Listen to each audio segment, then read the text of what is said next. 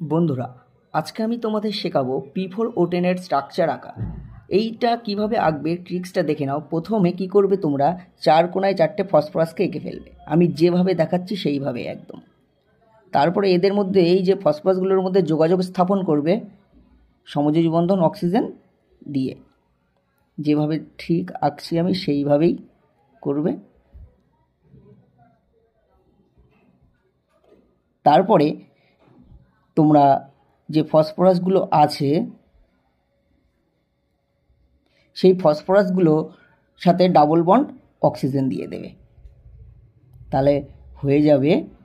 দেখতে পাবে তোমাদের P4O10 এর স্ট্রাকচার। এখানে গুনে নাও, দেখো 4টে ফসফরাস 10টা অক্সিজেন আছে। এইভাবে কিন্তু P4O10 এর স্ট্রাকচার। একই রকমভাবে ডাবল বন্ড অক্সিজেন না দিলে P4O6 এর স্ট্রাকচার হয়ে যায়।